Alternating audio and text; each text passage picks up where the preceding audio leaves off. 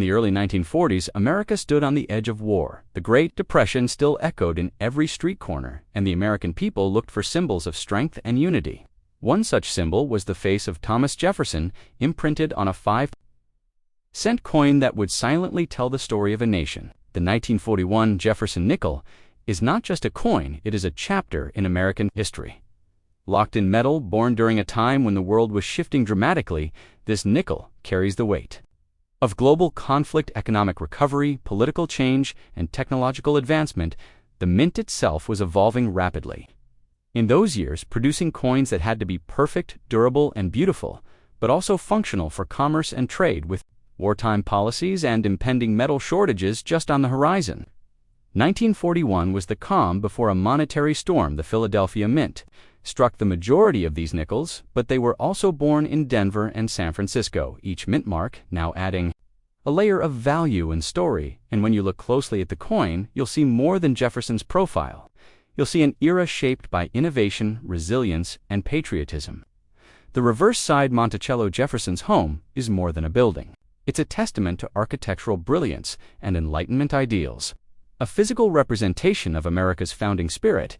And in 1941, as America teetered on the edge of entering World War II, that image became even more meaningful. Collectors today hunt for this coin in top condition, because finding a 1941 Jefferson nickel in full steps, sharp strike, uncirculated grade is like holding a piece of untouched pre-war America. The nickel also marked the last year before major wartime composition changes in 1942, so this was the end of an era for traditional nickel alloys. The strike, quality, die wear, and circulation marks of 1941 nickels tell stories of usage in everything from gas stations to grocery stores and from payphones to jukeboxes.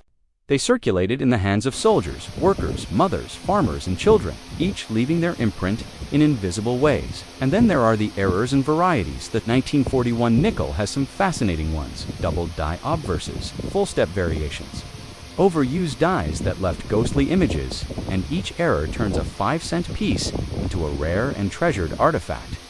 Some fetch hundreds, even thousands at auctions, and collectors dive deep into magnifying glasses and grading slabs to find that one perfect piece with FS or RPM designations. The story of this coin isn't just in the metal.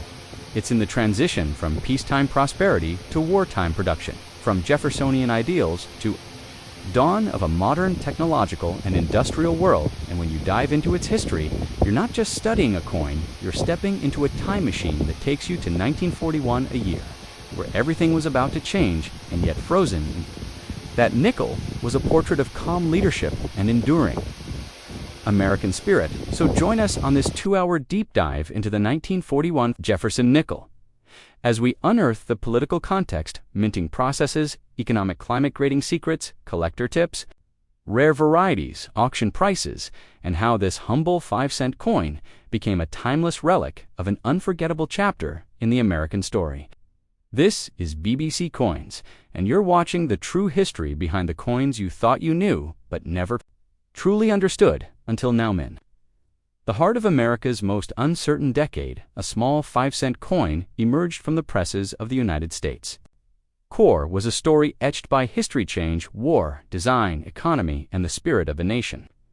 The 1941 Jefferson Nickel was more than just currency. It was a piece of America's unfolding drama set against the backdrop of the Second World War, a time when nothing was truly ordinary and every detail mattered. To understand the 1941 Jefferson Nickel, we must first travel back to the origin of the series, introduced in 1938 as the successor to the Buffalo Nickel. The Jefferson design was a political and aesthetic move influenced by President Franklin D. Roosevelt's admiration for Thomas Jefferson, who was not just a founding father but a visionary scientist, architect, diplomat, and president.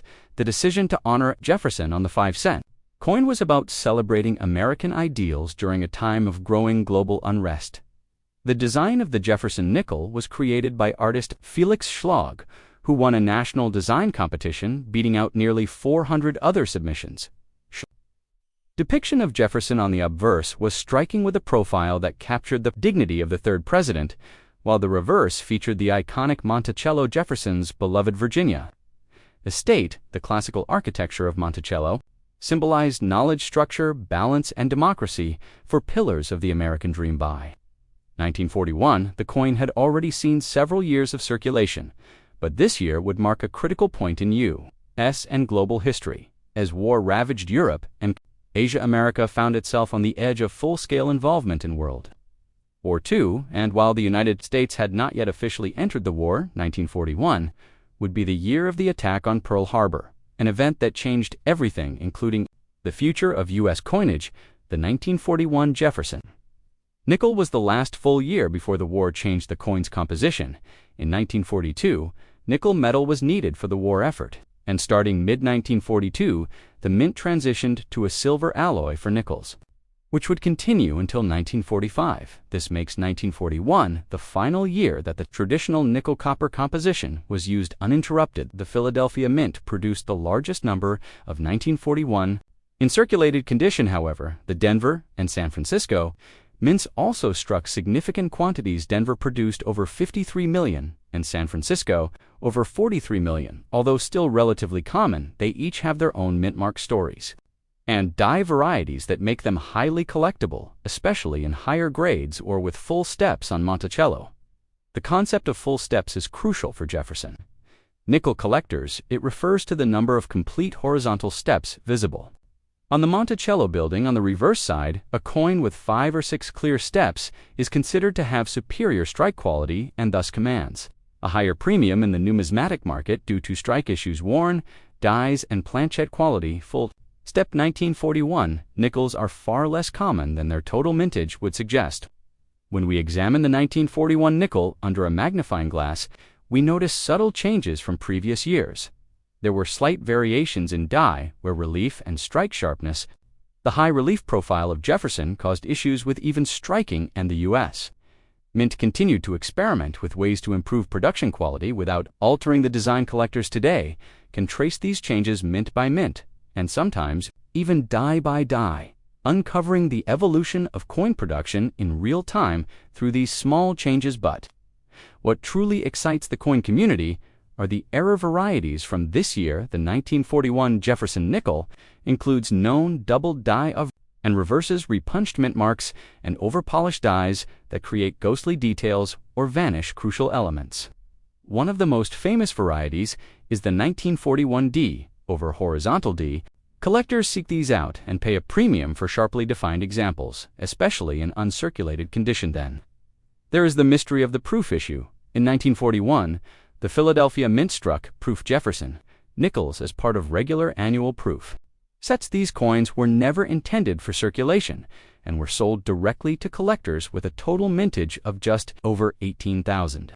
They represent a fraction of the total coin population and are stunning in appearance with mirrored fields and sharp details. Today, high-grade proof 1941 nickels are rare and valuable, especially those graded PR 66 or above, with full steps and cameo. Mobilized for war coinage, reflected the nation's shifting priorities. By 1942, silver would replace nickel in these coins, a change driven by wartime demand for critical metals. But the 1941 Jefferson Nickel stands frozen in time, the last of its kind produced before wartime alterations began in a world changing at light speed. The 1941 Nickel holds the calm before the storm. It is a closing chapter of peace and a silent prelude to global conflict in terms of grading and valuation. The 1941 Jefferson Nickel remains common in circulated grades, but in mint state condition, especially MS66 and above, the value rises rapidly.